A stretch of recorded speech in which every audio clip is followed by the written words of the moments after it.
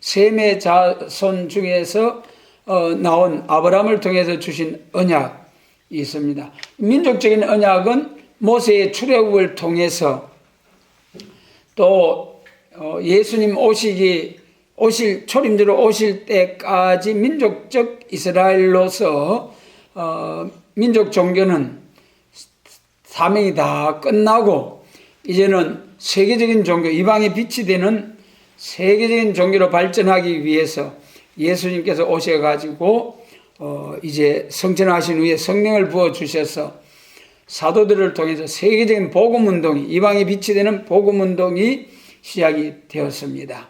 이렇게 아브라함에게 약속하신 세계적인 언약이 성취되는 가운데 그 율법 시대에 선지자들을 통해서 하나님께서 말씀을 나타내 주실 때에 그 시대의 상황을 들어서 앞으로 될 일을 나타내 주신 거지요.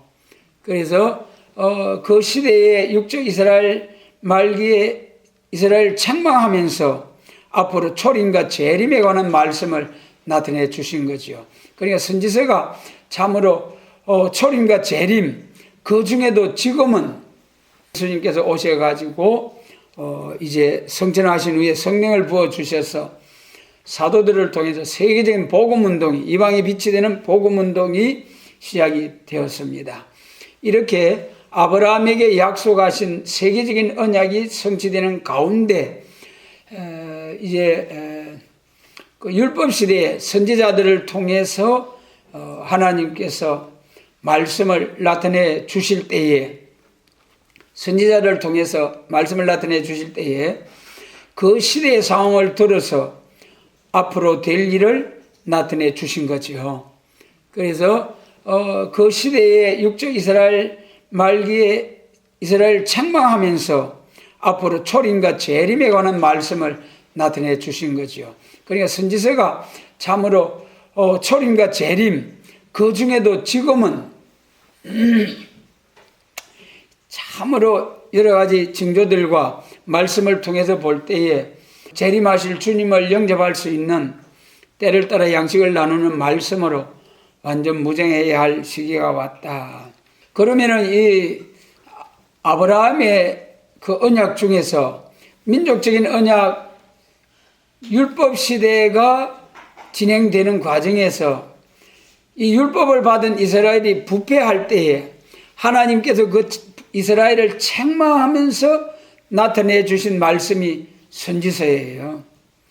다시 한번 이 선지서에 대해서 대충 정리하자면은, 선지서를 중심해서 과거로 거슬러 올라가면은 선지서는 이스라엘의 역사를 통해서 순종하면은 하나님께 그 나라에 복을 주셔서 흥하게 하셔서 주변 나라들로부터 조공을 바치게 하는 그런 강한 나라로 세워주셨습니다.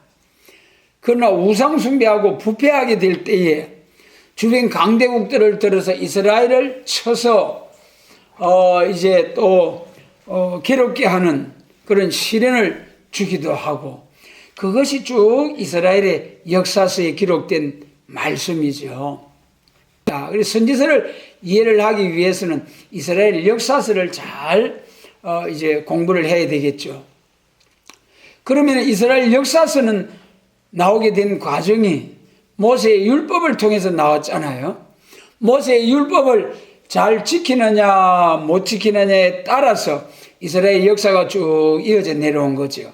그 출애굽 역사를 통해서 율법을 주게 된 것은 또한 창세기 15장에 아브라함을 통해서 민족적인 언약을 주신 그 예언의 성취가 출애굽의 역사와 또 예수님 오실 때까지 민족 종교로서 쭉 내려온 거죠.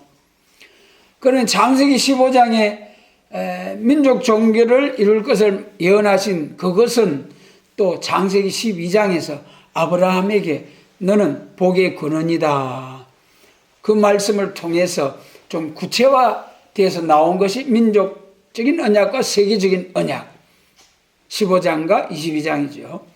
그러면 창세기 12장에 그 너를 통하여 내 자손을 통하여 천하 만민이 복을 받는다 한 이것은 또 거슬러 올라가면은 창세기 1장 28절에서 생육번성 충만 정복하고 다스리라.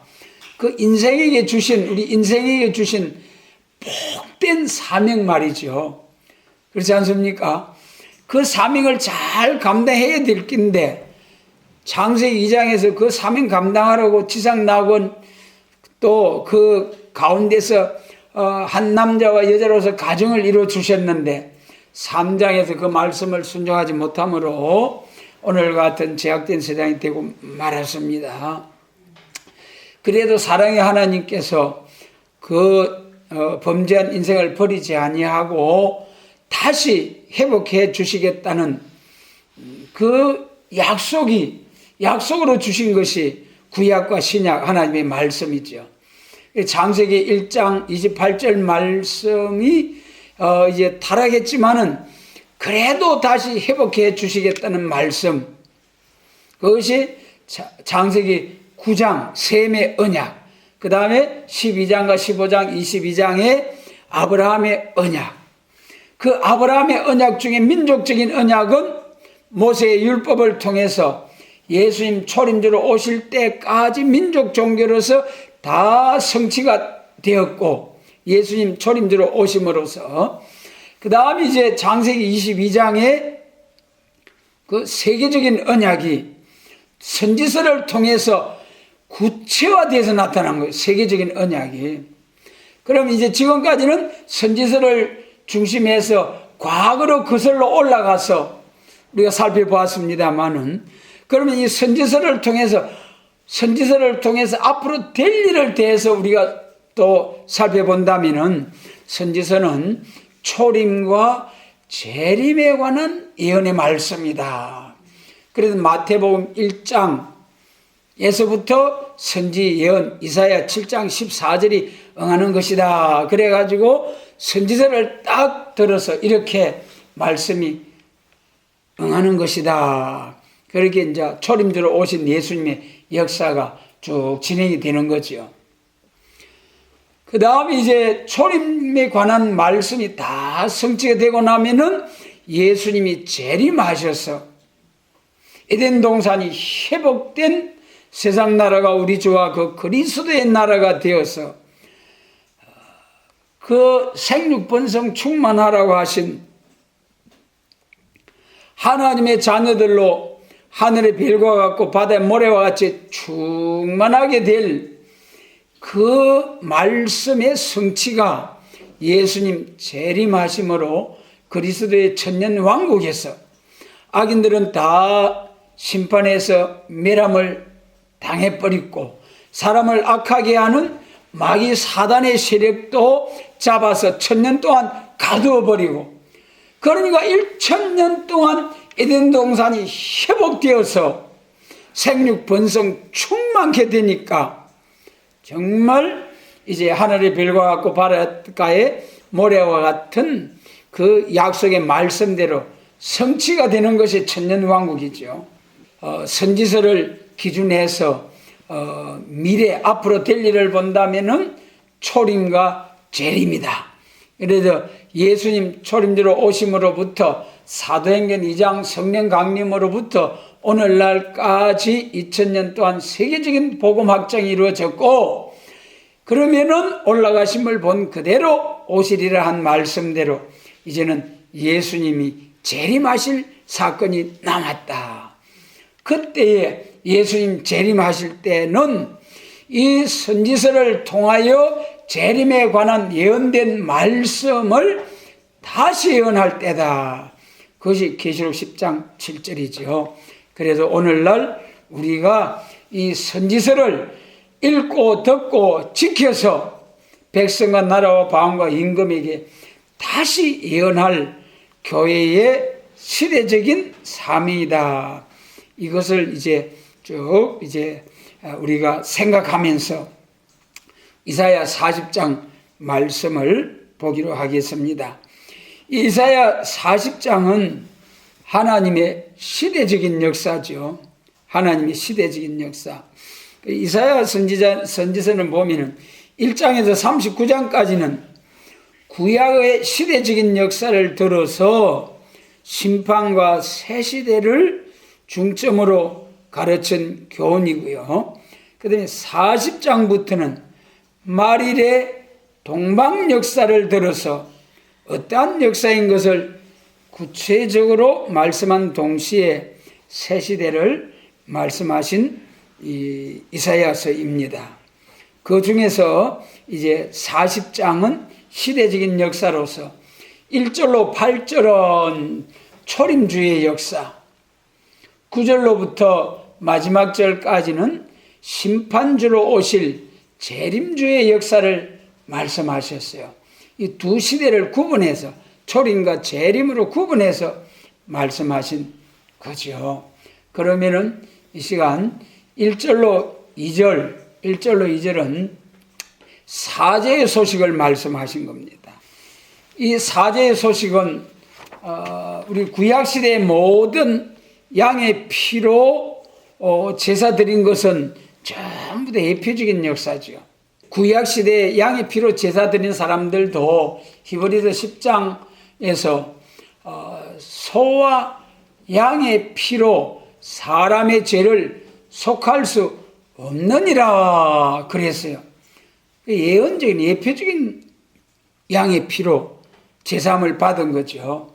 그래서 예수님의 십자가로 사람의 죄를 속하기 위해서는 사람이, 그 중에서도 죄가 없는 사람이 대속의 제물이 되어 주셔야 우리 사람의 죄가 속함을 받을 수 있다는 것입니다. 그래서 죄 없으신 하나님 되시는 예수님이 사람의 몸을 입고 이 땅에 오셔서 하나님과 우리 사이에 화목제물로 오신 예수님, 예수님을 통해서 제사함 받게 될 것을 말씀하실 때에 하나님께서 먼저 죄의 사슬에서 고통받는 백성을 위로하는 사죄의 소식을 전한다는 것을 말씀한 거죠. 그래 본문에서 내 백성을 위로하라, 너희는 위로하라. 마태복음 1장에서 아들을 낳으니 이름을 예수라 하라. 그 예수란 이름의 뜻이 자기 백성의 죄를 저희 죄에서 이제 구원하는 다는 뜻이다. 그렇게 말씀하셨잖아요. 자기 백성을 저희 죄에서 구원할 자라. 그래 여기 내 백성을 위로하라. 그래 우리 예수님의 십자가가 말이죠. 누구든지 저를 믿으면 멸망치 않고 구원을 얻으리라. 세상을 이처럼 사랑하사 하셨습니다마는 예수님은, 하나님은 절대로 택한 백성들에게 예수님의 십자가의 보혈은 자기 백성들의 죄를 위하여 피 흘려 십자가 져주신 예수님이시다 그랬어요. 여기서 내 백성을 위로하라. 하나님의 택하심을 입은 백성. 그래서 하나님의 선택의 은혜가 얼마나 감사한지요. 여러분 이사야 34장 5절에 멸망으로 정한 백성이 있다 했잖아요. 멸망으로 정한 백성. 멸망으로 정한 백성은 하나님께서 눈이 열리고 귀가 열리고 마음문이 열려서 깨닫고 돌아올까 염려한다고 하셨어요. 여러분 이사야 6장 9절로 12절이에요. 그런데 반대로 하나님의 택하심을 입은 자들은 에베소서 1장에서 지혜와 계시의 영을 주셔가지고 예수께서 하나님의 아들 되심과 그를 믿음으로 우리가 구원을 얻게 하려는 이 복된 말씀을 알 수 있도록 깨달을 수 있도록 지혜와 계시의 영을 주셔서 하나님을 알고 믿게 해주시는 은혜가 있다는 거예요. 여러분 하나님이 주신다는 거예요. 믿음을 믿을 수 있도록. 그래서 초림주로 오신 예수님을 이방인들이 하나님의 부르심을 받고 또 성령의 은혜로 감동으로 하나님을 예수님을 알게 되고 믿고 구원을 받게 된다. 그 다음에 예수님 재림하실 때도요, 재림하실 주님의 진리도 재림의 주를 영접할 백성들에게만 깨닫도록 열어주신다는 거예요. 그것이 이사야 25장이잖아요. 6절로 8절에서 산에서부터 골수가 가득한 기름진 맑은 포도주로 잔치를 베푸는데 가려진 맨밥과 휘장을 싹 취하셔서 사망을 영원히 멸하는, 할렐루야, 영육의 사망을 영원히 멸하고 영육 구원, 에덴 동산이 회복된 그 영광스러운 나라에서 살 수 있도록 참으로 가려진 맨밥과 휘장을 싹 취하서 영육 구원의 말씀이 믿어지도록 하나님께서 휘장을 또 맨밥을 재 주신다는 거예요, 여러분. 하나님께서 맨밥을 휘장을 재 주실 때에 환히 영육 구원의 말씀이 깨달아지는 거예요, 여러분. 얼마나 감사한지요. 택한 자들에게 이렇게 하나님이 인도하시는 역사. 그래, 내 백성을 위로하라. 너는 정다이 예루살렘에 말하며 그곳에게 외쳐 고하라. 그 복의 때가 끝났고 죄악의 사함을 입었느니라. 이제 참으로 우리 예수님의 십자가로 죄 문제가 해결되었으니 다시금 하나님의 자녀의 권세를 주시고 또 천국 백성으로 영생을 누릴 수 있도록 복을 주신 하나님 감사할 일이죠. 여러분, 여기 내 백성을 너희는 위로하라, 내 백성을 위로하라. 세상에서 우리 사람들의 위로가 사람과 사람 사이의 위로도 참 그 위로가 되고 삶에 유익하고 도움이 됩니다. 그러나 위로 중에 최고의 위로가 뭐겠느냐? 우리가 질병에서, 마음의 고통에서 또 해방받고 또 위로를 받는 것도 귀한 일입니다만은 죽음의 고통에서 우리가 세상을 살면서 감옥에 가가지고 종신형을 받은 사람, 사형선고를 받은 사람, 최고 소망이 뭐겠습니까?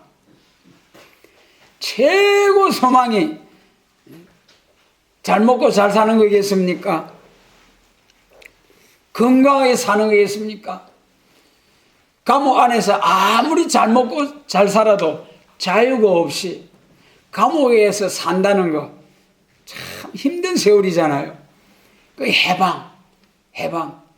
감옥에서 무죄 석방을 받고 해방을 받고 나오는 그 얼마나 큰 위로가 되겠습니까? 우리나라가 일제 식민 통치 아래서 해방받을 때에 얼마나 감격스러웠겠습니까? 이런 여러 모양의 해방도 참으로 큰 위로가 되죠. 그러나 위로 중에 가장 큰 위로의 소식은 사죄의 소식. 죄와 사망의 권세 아래서 예수 그리스도의 생명의 빛으로 해방을 받고 죄의 종, 사망의 종 아래서 이제는 하나님의 종, 하나님의 자녀, 천국 백성, 영원한 영생 천국에서 영원한 복을 누리게 되었으니 얼마나 큰 위로입니까, 여러분. 그래서 이 위로는 이제 우리 영혼 구원의 역사이죠.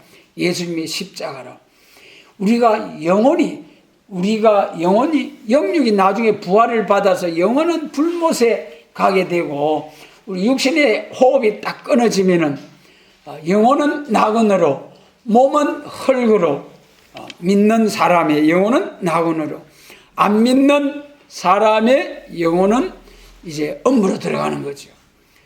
그 부자와 나사로의 비유에서 부자가 아이고 아버지 아브라함이요, 그 나사로의 손가락 끝에 물 한 방울 찍어다가 내 혀를 좀 서늘하게 해 주소서.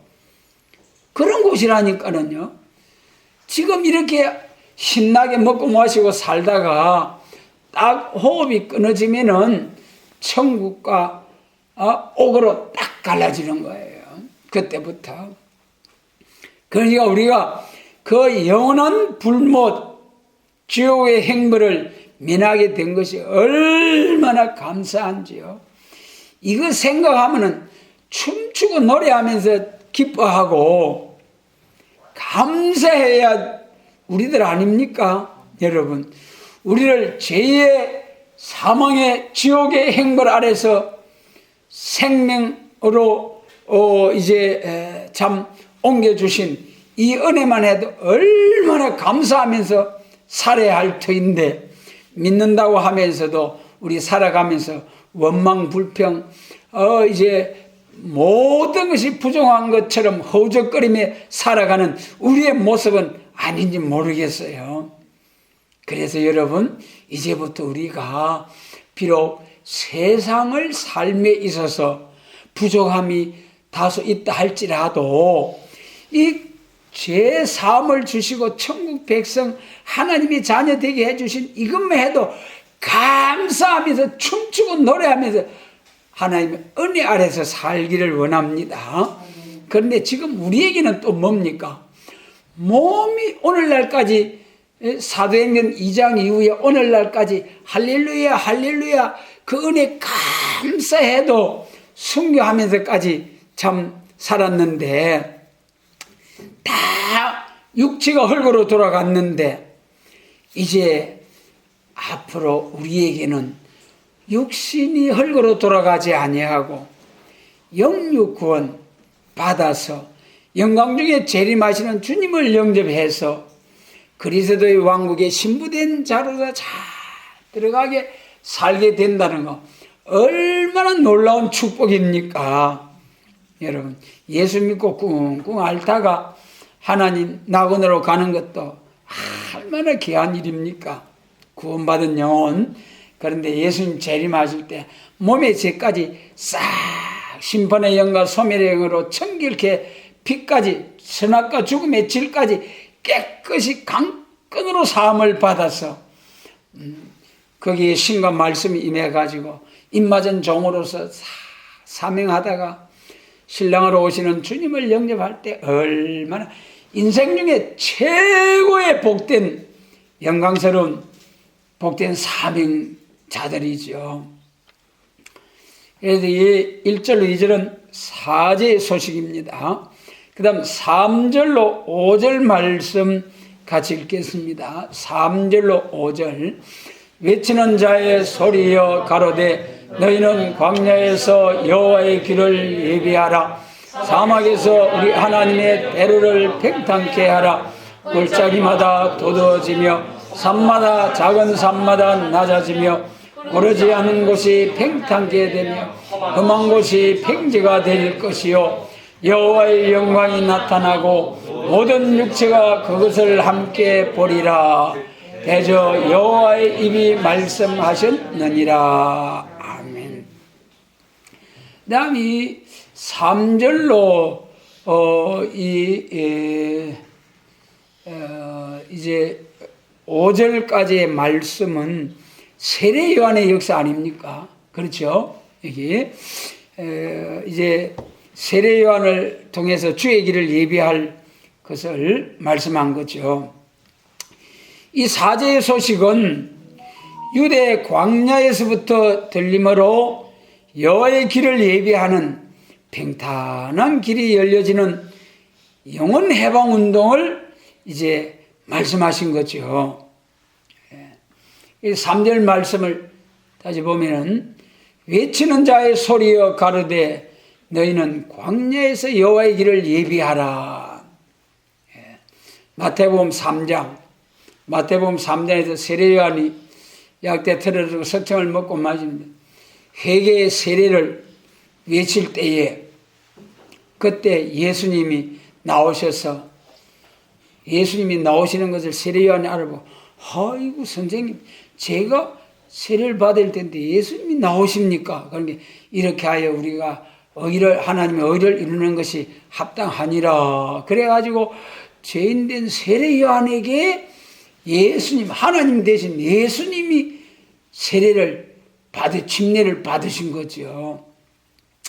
그리고 예수님을 향하여서 이제 하나님의 아들 되심을, 세상 죄를 지고 가는 하나님의 어린 양이로다, 그렇게 외치면서 그 광야에서 외친 말씀, 여러분, 오늘 우리가 이 세례요한처럼 외쳐야 할 그런 사명입니다. 초림주로 오셨을 때에 세례요한이 광야에서 뭐라고 외쳤습니까? 마태복음 3장 7절을 보면은요, 바리새인과 사두개인, 바리새파 사람들이 예루살렘 교회의 그 지도자들 모두, 바리새파들이, 그런데 보고 이르되, 독사의 자식들아, 누가 너희를 가르쳐 임박한 진노를 피하라 하더냐. 그러면서 이제 책망을 했어요. 이미 도끼가 나무 뿌리에 놓였으니 좋은 열매를 맺지 아니한 나무마다 지켜 불에 던지우리라. 그러면서 책망을 했습니다. 독사의 자식들 하면서,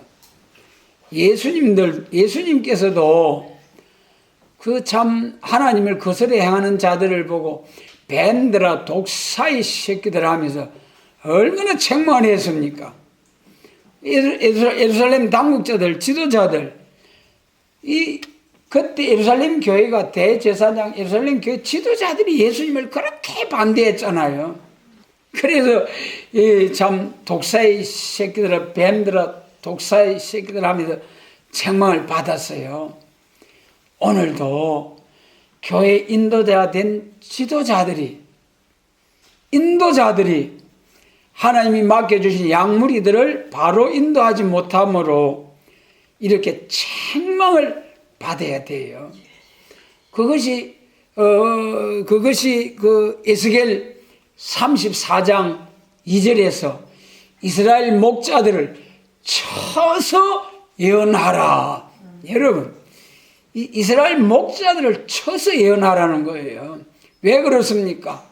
하나님의 양무리를 하나님이 맡겨주셨는데 때를 따른 양식으로 율법 시대는 율법으로 양육을 하고 은혜 시대는 십자가의 법으로 양육을 하고 예수님 재림하시는 날에는 예언의 법, 예언의 말씀으로, 영육 구원의 말씀으로 양육을 해서 재림하시는 주님을 영접하도록 인도해야 할 이스라엘 목자들이 오히려 마치 초림주로 오셨을 때 제사장들과 서기관들, 예루살렘 당국자들처럼 앞장서서 예수님을 대적하다가 빌라도를 향하여 그 예수님의 십자가의 그 피의 죄값을 우리와 우리 자손에게 돌리소서.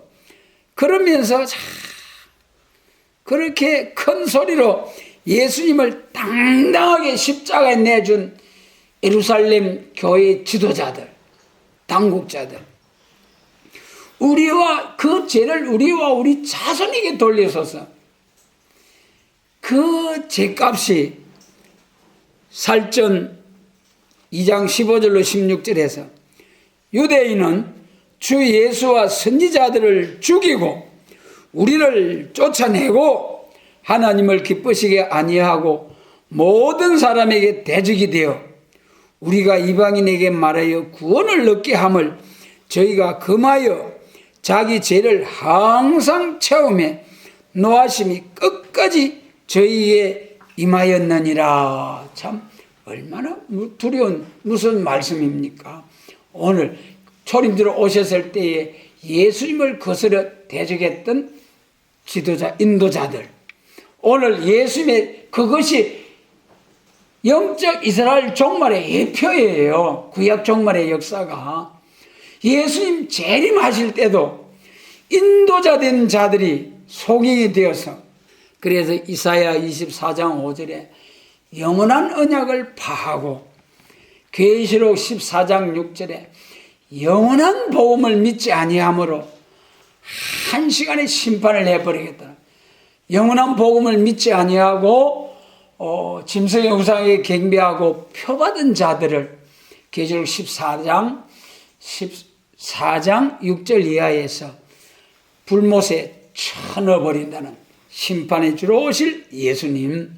여러분, 우리는 얼마나 감사한지요.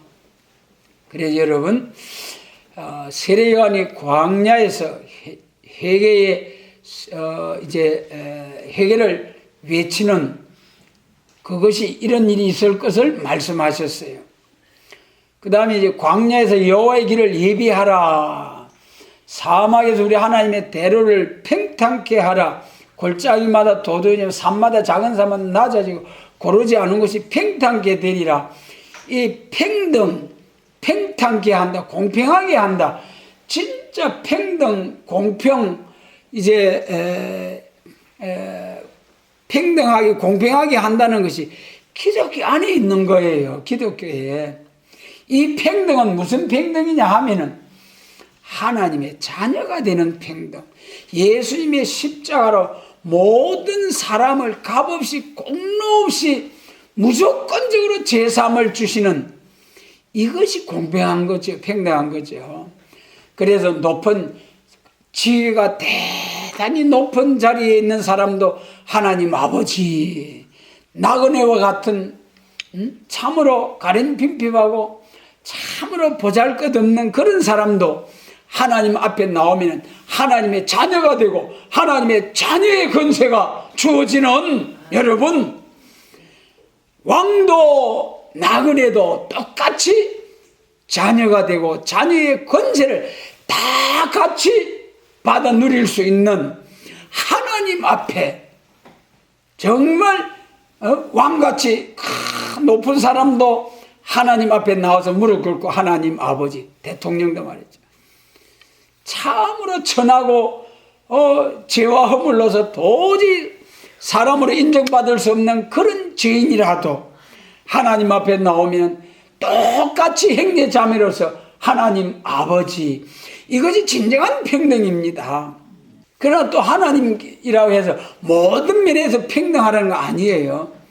달란트와 머나의 비유에 따라서, 비유를 통해서 볼 때에 열심히 노력하는 자에게 하나님께서 많은 것으로 주시고, 주신 능력을 하나님의 영광을 위해 쓰지 않고 그것을 묻어놓고 게으르고 악한 자는 오히려 주신 것도 거두어서 많이 가진 10달란트 가진 자에게 주시잖아요, 여러분.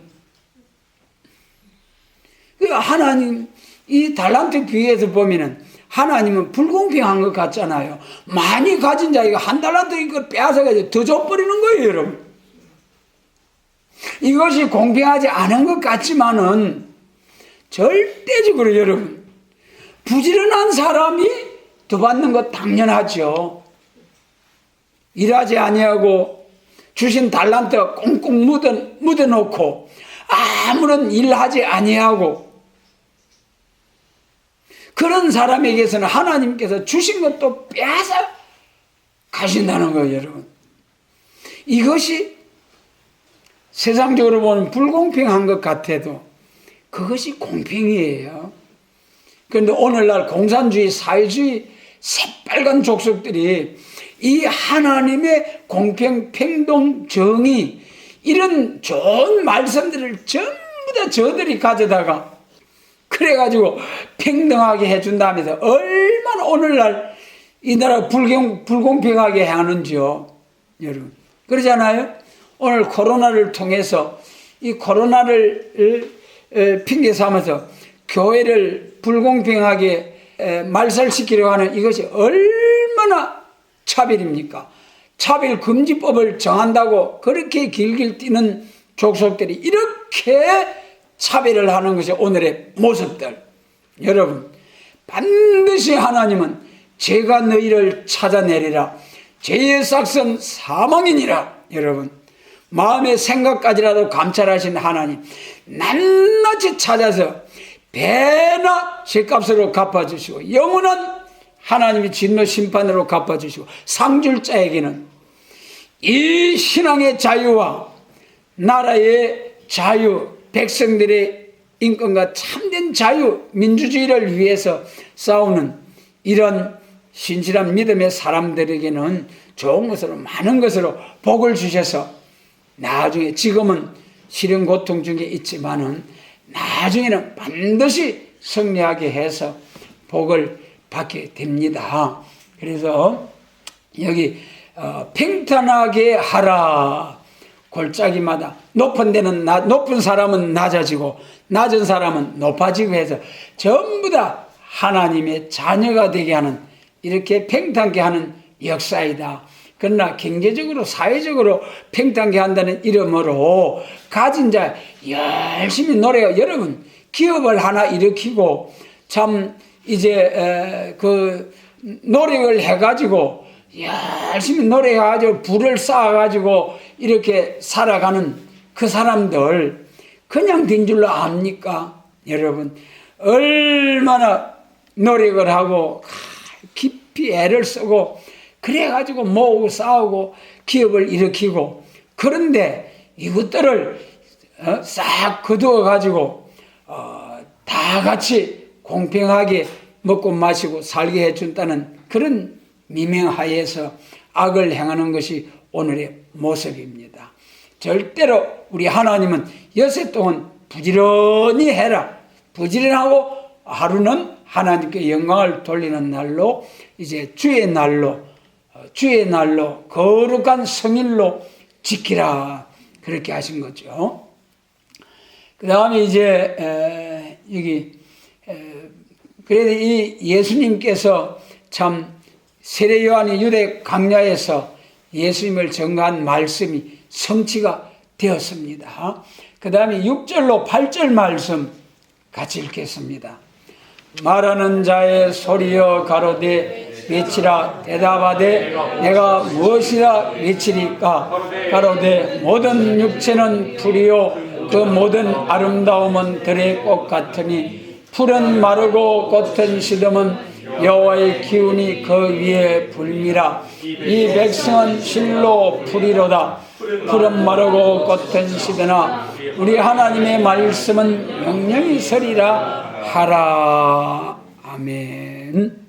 그래도 이 예수님의 십자가로 하나님께로 돌아오는 역사 기회를 주시고, 그 다음에 이제 6절로 8절은 아담의 범죄로 모든 육체는 풀과 같이 쓰러지게 되었지만은 그리스도를 믿음으로 부활이 있다는 것을 증거하는 사죄의 소식, 천국 복음이다. 그것이 이제 6절로 8절이죠. 이 말씀은 우리가 이 베드로 사도께서 이 말씀을 그대로 인용을 하셨어요. 베드로 전서 1장 24절에서 그러므로 모든 육체는 풀과 같고 모든 영광은 풀의 꽃 같으니 풀은 마르고 꽃은 떨어지되 오직 주의 말씀은 세세토로 있다 하였으니, 이렇게 해가지고 이제 베드로 사도께서 이 말씀을 그대로 인용을 해서 전했습니다. 그러므로 이 이사야 선지자를 통해서 이 8절까지의 말씀, 세례 요한의 증거와 베드로 사도의 증거를 통해서 은혜 시대가 쭉 이루어질 것, 2000년의 세계적인 복음 확장이 될 것을 여기 초림주로 오신 은혜 시대의 역사를 예언한 거예요. 그래서 이렇게 세례 요한을 통해서 예수님을 세상에 증거하게 하시고, 그 다음에 그 후에 예수님의 역사를 통해서 쭉 시몬 베드로가 나올 것을, 시몬 베드로를 통해서 역사하실 것을 예수님께부터 딱 말씀하셨죠. 물론 갈릴리 바닷가에서부터 예수님이 쭉 제자들을 택하셨습니다만은 먼저 마가복음 3장에서 예수께서 산에 오르사 이제 자기의 사랑하는 자들을 부르시고 이에 12를 택하사 사도라 칭하시고 그 다음에 이제 중요한 말씀, 저는 이 말씀 참 16절로 17절 말씀 우리가 모두 이 말씀 외워야 돼요. 시몬 베드로의 사명과 요한, 보아너게, 레자, 우리의 아들, 내 사명의 차이점, 이거 얼마나 멋지고 귀한 말씀인지요. 여러분, 우리 이제 재림을 앞둔 이 시점에 주의 백성된 자들은 반드시 마가복음 3장 16절과 17절 시몬과 요한의 사명, 새 이름을 주신 이 비밀한 뜻을 바로 알아야 재림하실 주님을 영접할 수 있는 거예요.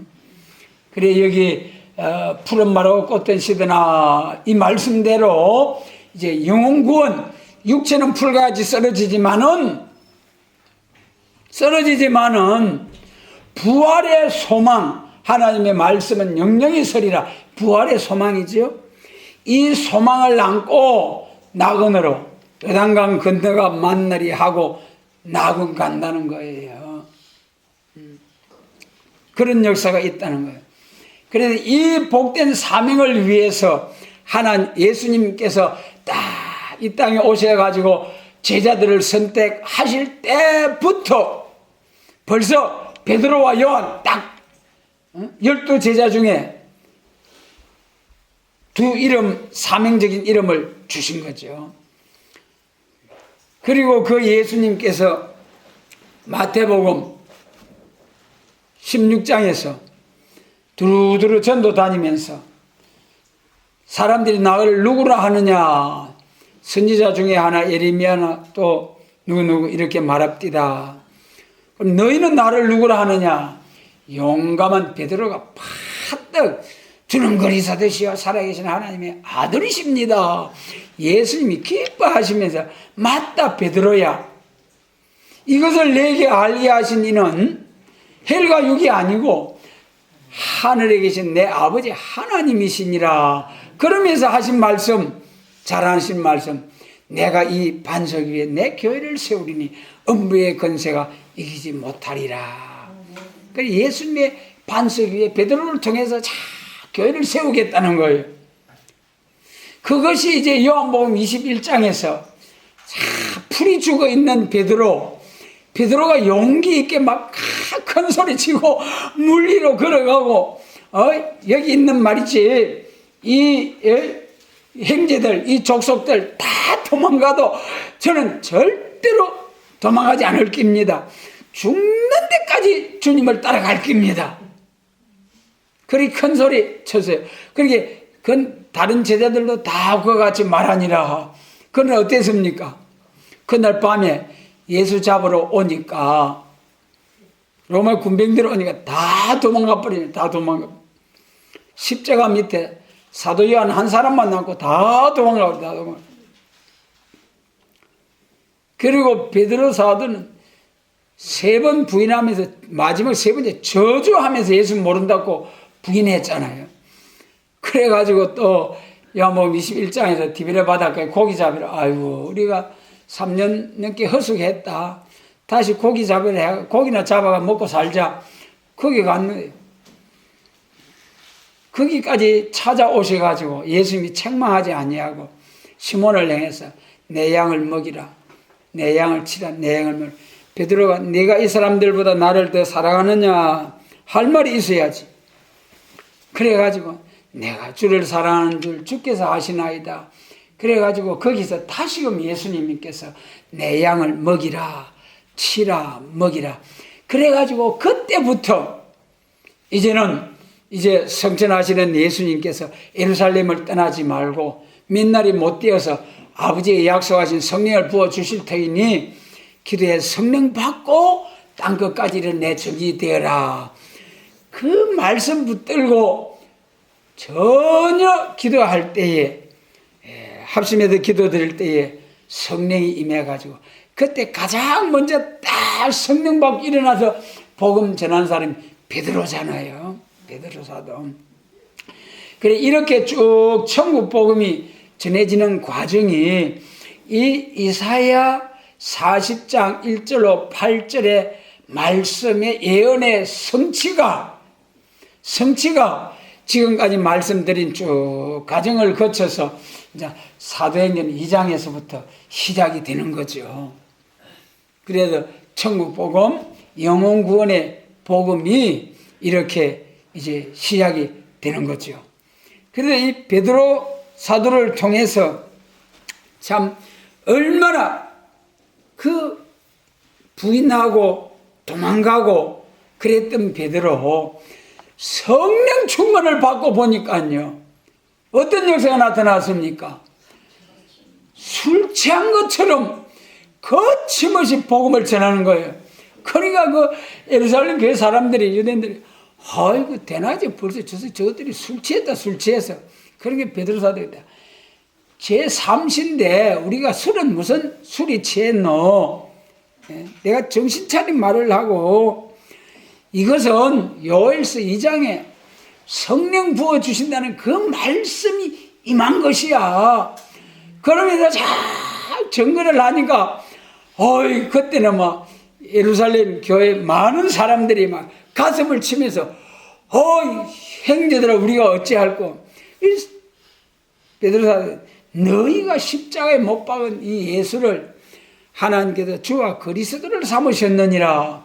이렇게 복음을 거침없이 전하니까, 맞다, 우리가 그 예수를 십자가에 못 박았구나. 우리가 어찌해야 되겠노? 그러니까 그 유명한 말씀 2장 38절입니까? 그 2장에서 너희가 각각 회개하여 예수 그리스도의 이름으로 세례를 받고 제사함을 얻으라. 네 가지: 회개, 세례, 제사함. 그리하면 성령을 선물로 주시리라. 할렐루야. 그래서 여러분, 그 베드로 사도께서 선포하신 그 성령을 우리가 요엘서 2장을 통해서 예언한 그 말씀대로 베드로 사도에게 성령이 임하고, 그 성령을 우리도 받아가지고 하나님의 자녀되어서 할렐루야 할렐루야. 또 요엘서 2장 29절에 남종과 여종된 자에게 또 한 번 성령을 부어, 두 번째 성령을 부어 주셔가지고 재림의 주님을 영접할 수 있는 사명자로 세워 쓰시겠다는 이 천하에 귀하고 복된 말씀을 주신 좋으신 하나님, 얼마나 감사해요. 그래서 이 6절로 8절에서 베드로 사도께서 쭉 사도행전 1장 그 8절까지 쭉 복음 전하잖아요. 이 예루살렘 교회에서 그렇게 능력 있게 권세 있게 복음을 전하는데, 막 예루살렘 교회가 또 얼마나 핍박이 심합니까? 거기서도 막 기적이 나타나고, 그런 가운데서 서대관 집사님의 순교와 그를 통해서 예루살렘 교회가 박해가 꽉 있어서 막 예수 믿는 사람이 쫙 흩어져 가지고 사마리아로 쫓겨간 사람들이 거기서 예수 믿는다는 그런 소문이 들려서 빌립 집사가 사마리아에 가가지고 막 전도를 꽉 해버리고, 믿는 사람들이 막 나오는 소리 듣고 베드로와 요한을 그리 보내가지고, 그래 거기서 막 복음을 전하고 주여 믿습니다 하니까 막 성령이 임하게 되고, 그래가지고 또 베드로 사도를 통해서 사도행전 11장에서 이방의 빛이 되게 하신다는 그 말씀대로 고넬료에게 하나님이 한 상을 주시고 베드로에게 한 상을 주시고, 그래가지고 자 나도 복음을 이제 그 집에 가서 복음을 전하는 거예요. 그래 그때 한 상 중에 네 귀에 막 가져간 짐승들이 가득한데, 베드로야 이거 잡아먹어라. 아이고 하나님, 나는 가증한 거 절대로 안 먹습니다요. 잡아먹어라. 안 먹습니다요. 잡아먹어라. 3번이나 그래요. 3번이나. 그래가지고 올라. 그 한상이 끝나고 나니까 고넬료가 보낸 사람이 똑똑놓고 그래가 야 우리 주인이 이리 보내가지고 당신을 모시고 와서 말씀 들으라고 합디다. 그래가 야 그래? 그럼 이 하나님 말씀이 응하는 것이다. 가자. 그래가지고 고넬료 집에 가서 말씀을 쫙 전하니까 거기도 성령이 임하는 거예요.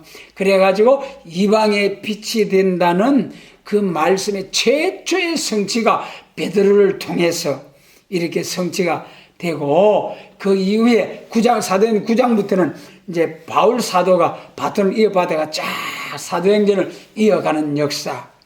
그래서 이 이사야 40장 1절로 8절을 통해서 영혼 구원의 사제의 소식, 은혜 시대에 천국 복음을 전하는 역사가 예언된 이사야 40장에 예언된 말씀대로 예수님의 십자가를 통해서 사제의 소식, 또 예수님을 세상에 드러내서 세상 죄를 지고 가는 하나님의 어린 양이로다. 세상 사람들은 모두가 나사렛 목수의 아들이 아니냐. 그러면서 나사렛에서 무슨 선한 것이 나오겠느냐. 그러면서 비방하고 무시했지만은 세례 요한은 세상 죄를 지고 가는 하나님의 어린 양이로다 하면서 딱 예수님을 증거하고 또 그를 이어서 베드로 사도께서 이렇게 사도행전을 통해서 복음을 전하는 역사가 성취가 되었다.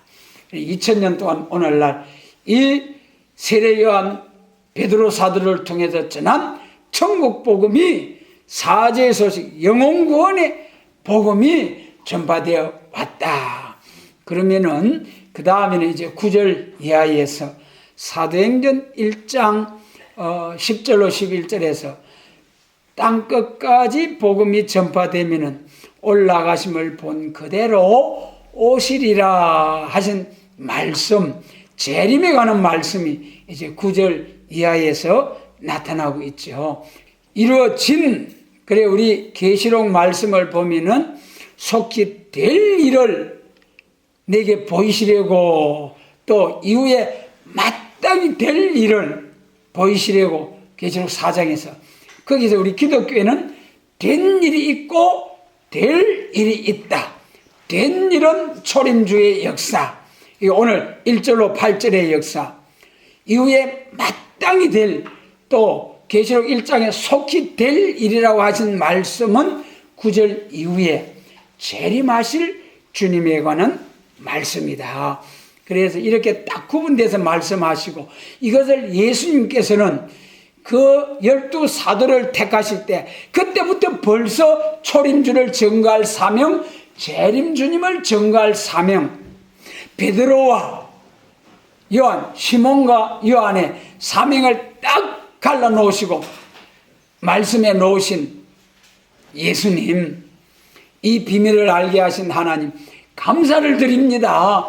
오늘날 한국교회와 세계교회가 이 시몬과 요한의 사명의 차이점을 알지 못하기 때문에 저 북방 짐승 정권 계울자들의 완전히 쏘가 넘어가고 있는 거예요. 이러한 때에 우리에게는 이 사명의 차이점과 선지서를 통해서 초림과 재림을 예언해 놓은 이것을 확실하게 구분할 수 있도록 선지서는 구약 시대에 다 성취된 것도 아니고 이스라엘 한 나라의 역사도 아니고 이 선지서는 과거의 역사를 들어서 우리에게 나타내 주신 기록된 말씀으로서 초림과 재림에 관한 모든 말씀을 빠짐없이 기록한 말씀이다. 그 중에 초림에 대해서는 예수님이 오셔가지고 증거할 것이기 때문에 대강 기록하고 선지서에 재림하실 때는 이 종들을 통해서 세계적으로 다시 예언하고 그 종들이 나가서 1260일 예언한 대로 그 말씀 그대로 예수님이 재림하시기 때문에 이 재림에 관한 말씀은 빠진 것이 없고 짝이 없는 것이 없도록 딱 예언해 놓으셨고, 이것을 전교할 때도 계시록 22장 17절로 19절에서 가금하면은 이 예언의 말씀에서, 분명히 예언의 말씀입니다, 이 예언의 말씀에서 더하면은 이 책에 기록된 재앙을 더할 터이요 쏟아부을 터이요. 이 예언의 말씀, 계시록 예언의 말씀, 더 나아가서 그 선지 예언의 말씀을 감하면은 이 책에 생명책에 기록된 이름을 제하여 버리겠다.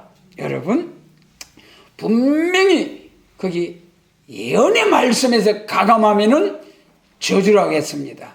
여러분, 그래서 우리는 계시록과 선지서 1260일 다시 예언하는 그 기간 동안에 가감하면은 재앙이다. 물론 지금도 가감하면은, 핵심적인 진리는 가감하면은 안 되죠. 그러나 지역적으로는 많이 우리가 가감 안 하려고 해도 참 어쩔 수 없는 그런 상황입니다.